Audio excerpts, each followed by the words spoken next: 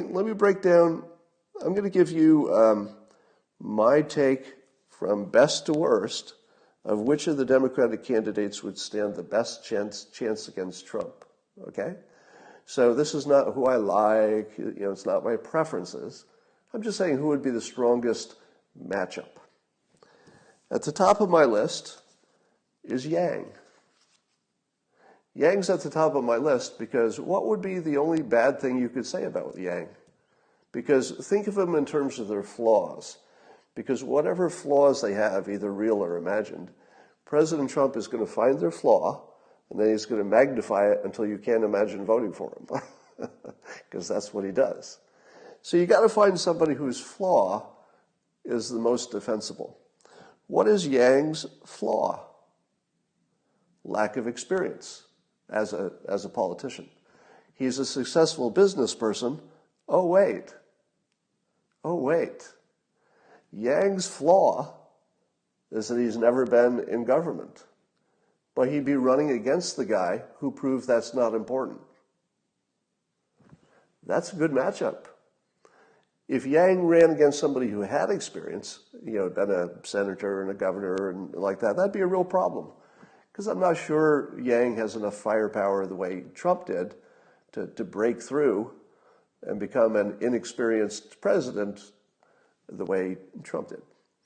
So I think Yang actually has the strongest natural situation, and then he also has the best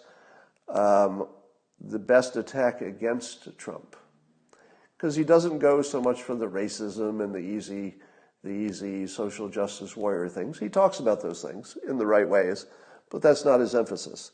He's more about solutions and the future and robots and technology and using science and stuff. And there's nobody who doesn't like that stuff. Literally everything Yang says, both sides say, yeah, it's pretty good. And his $1,000 thing would be easy to test. You could test it small and find out if it works.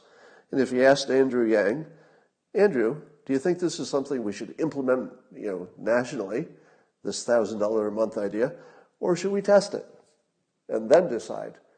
Well, I don't know what he'd say, but everything that I know about him suggests that he would say, well, of course you test it first. Of course. He even tried to test it first on his campaign, giving away money to some people. Not a good test, but at least he was thinking in those terms. I don't think there's any chance that Yang will have enough support from the Democratic machine to get through and get the nomination. So he's not at risk of getting nominated, but he would be the strongest candidate against Trump. And he's also the only candidate who could pick up Republicans without them feeling bad about it, right? I think Yang could pick up Republicans who just say, some of those ideas I haven't heard before, and they resonate, and I like his pro-science look. He doesn't offend me too much. Yeah. So I think he could pick up some of those.